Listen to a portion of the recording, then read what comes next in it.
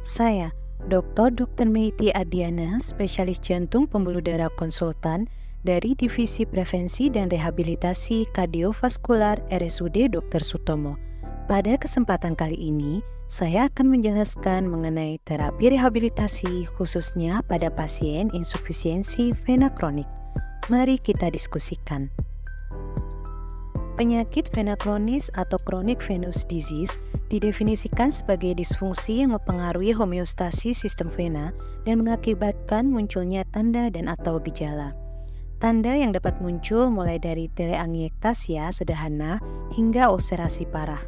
Selanjutnya, istilah insufisiensi vena kronis atau chronic venous insufficiency digunakan pada penyakit vena yang melibatkan ekstremitas bawah. Ulcerasi merupakan salah satu ciri dari stadium yang paling lanjut. Insufisiensi vena kronis berhubungan dengan hipertensi vena dan faktor lain, seperti inkompetensi katup yang menimbulkan stasis darah.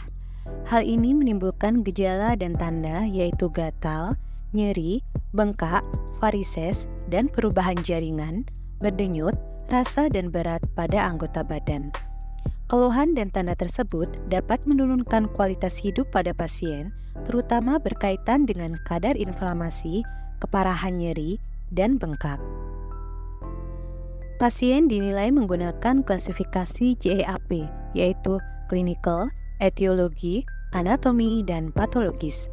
Berdasarkan klasifikasi klinis, CVI ringan hingga sedang yaitu C1 hingga C3, sedangkan C4 hingga C6 disebut berat. Pasien dengan kelainan bilateral diklasifikasikan menggunakan tungkai dengan skor lebih tinggi. C0 menunjukkan tidak ada tanda-tanda penyakit vena yang terlihat. C1 teleangiektasis atau vena retikuler, C2 didapatkan pelebaran pembuluh darah, C3 bengkak, C4 perubahan pada kulit dan jaringan subkutan, C5 dan C6 didapatkan adanya ulkus. Kemudian berikutnya adalah klasifikasi berdasarkan etiologi atau sebab, anatomi, dan patologis. Salah satu modalitas terapi pada insufisiensi vena kronis yaitu pendekatan konservatif mencakup fisioterapi yang menangani dan mencegah komplikasi melalui terapi kompresi, drainase limfatik, hidroterapi, dan latihan terapeutik. Protokol latihan yang digunakan umumnya menggabungkan fleksibilitas, aerobik, dan pelatihan resistensi dengan tujuan memperkuat pompa otot perifer dan meningkatkan aliran balik vena. Beberapa penelitian menunjukkan manfaat terapi rehabilitasi pada pasien dengan insufisiensi vena kronik. Manfaat yang didapatkan yaitu adanya penurunan rasa nyeri, mengurangi bengkak, meningkatkan kapasitas fungsional, dan meningkatkan kualitas hidup. Terapi utama insufisiensi vena kronik adalah kompresi. Selama aktivitas, terapi kompresi dapat meningkatkan hemodinamik vena dengan mengurangi reflux vena. Terapi dapat diterapkan dengan menggunakan perban multilayer atau stocking kompresi dalam jangka panjang. Tekanan mulai dari 18 hingga lebih dari 47 mm raksa. Tekanan diberikan bertahap, yang tertinggi pada tingkat pergelangan kaki, kemudian menurun hingga ke lutut atau paha untuk memastikan aliran darah ke atas. Stocking khusus dengan rajutan mendatar direkomendasikan untuk pasien dengan diskrepansi diameter kaki proksimal distal yang besar atau kombinasi dengan limfedema. Stocking rajutan melingkar lebih rutin dan dijual bebas untuk pasien penyakit kardiovaskular. Alasan fisiologis dilakukan terapi kompresi meliputi perbaikan fungsi katup, penurunan filtrasi cairan ke jaringan interstisial, dukungan pompa otot yang tidak mencukupi, peningkatan kecepatan aliran darah, pengurangan rasa nyeri. Namun, kita perlu memperhatikan kontraindikasi untuk pemasangan stocking yaitu penyakit arteri perifer dengan ABI kurang dari 0,6, gagal jantung NIHA kelas 3 dan 4, gangguan neuropati pasien diabetes mellitus, dan alergi terhadap bahan kompresi yang digunakan. Stocking dikenakan setiap hari, sehingga setelah paling lama 6 atau 9 bulan perlu diganti dengan yang baru karena ketegangannya hilang saat dipakai dan dicuci. Setelah waktu pemakaian rata-rata 9,66 plus minus 1,7 jam pada berbagai teknik kompresi yaitu celana ketat setinggi lutut di JEAP kelas 3 selama 6 bulan. Penelitian terbaru menunjukkan peningkatan yang signifikan pada kelas JEAP, nyeri, dan kualitas hidup, diukur dengan Stivic 20. Angka kepatuhan pasien untuk pemasangan stocking masih rendah dengan alasan tidak nyaman, kesulitan dalam mengenakan atau melepas, perasaan klaustrofobia. Beberapa alat bantu mengenakan yaitu sarung tangan praktis atau perangkat yang lebih canggih seperti slippery sleeves, stocking dunning butlers atau Dove and Toner, serta selongsong silikon lembut. Sistem balutan kompresi dapat menjadi alternatif. Latihan olahraga aktif bertujuan meningkatkan fungsi pompa otot dan mengurangi restriksi gerak sendi. Hal ini memengaruhi mikrosirkulasi dan tekanan vena dengan mengatur keseimbangan cairan tubuh. Pasien dapat menggabungkan efek olahraga dan terapi kompresi dengan mengenakan stocking selama berolahraga. Pendekatan terapi yang berbeda digabung dengan tujuan rehabilitasi seperti latihan aerobik dengan fokus pada aktivitas ekstremitas bawah yaitu jalan kaki, bersepeda, senam di dalam air, dan berenang, dilengkapi dengan latihan ketahanan ekstremitas bawah dan peregangan otot. Peresepan setiap upaya rehabilitasi ini disesuaikan dengan kemampuan dan kebutuhan pasien. Untuk meningkatkan aliran balik vena, dianjurkan kontraksi otot dinamis. Range of motion sendi penuh harus dioptimalkan selama latihan.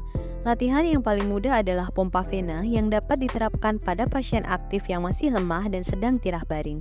Tirah baring yang lama dapat memperburuk kapasitas vena, sehingga tindakan pencegahan diperlukan untuk menghindari komplikasi seperti deep vein thrombosis, seperti berbaring telentang dengan kaki ditinggikan dan memakai terapi kompresi jika diresepkan. Pergelangan kaki digerakkan dalam rentang penuh pelantar dengan dorsofleksi selama 20 hingga 30 repetisi dalam 3 seri dengan istirahat singkat sekitar 30 detik di antara idealnya setiap jam bangun. Jari-jari kaki juga harus terlibat dalam gerakan karena vena regioplantar berkontribusi terhadap fisiologi aliran balik vena. Latihan pompa vena dapat mengurangi edema secara signifikan lebih baik pada kelompok pasien penyakit kardiovaskuler, yaitu dengan JEAP C3 hingga C5 dibandingkan dengan tirah baring dengan kaki ditinggikan. Untuk meningkatkan efektivitas, pasien dapat latihan resistensi dengan karet gelang atau mendorong bantal keras sebagai pijakan kaki. Pedal ergometer adalah perangkat pelatihan kecil yang praktis dan dapat dipindahkan untuk ditempatkan di ujung bawah tempat tidur untuk pasien yang berbaring atau di lantai di depan pasien yang duduk. Pasien dapat berolahraga dengan pedal ergometer pada resistensi berbeda yang telah ditentukan. Sesi pelatihan dimulai dengan pelatihan berkelanjutan selama 5-10 menit dan meningkat bertahap hingga 20-30 menit. Latihan ini direkomendasikan karena pola gerakan yang familiar, peralatan olahraga tambahan yang diperlukan minim, dan mudah disesuaikan dengan kehidupan sehari-hari. Kecepatan sedang yaitu 3 hingga 4 km per jam, minimal 30 menit setiap hari, mengenakan sepatu olahraga atau sepatu datar nyaman lainnya. Selain itu, latihan jalan kaki atau treadmill dan latihan menggunakan sepeda merupakan cara untuk melatih mayoritas otot-otot ekstremitas bawah. Latihan kekuatan atau resistensi direkomendasikan untuk mengatasi kelemahan pompa otot dengan fokus pada kelompok otot tungkai bawah yang berbeda, khususnya gerakan berjinjit, menekuk pergelangan kaki ke atas, serta menekuk dan meluruskan lutut.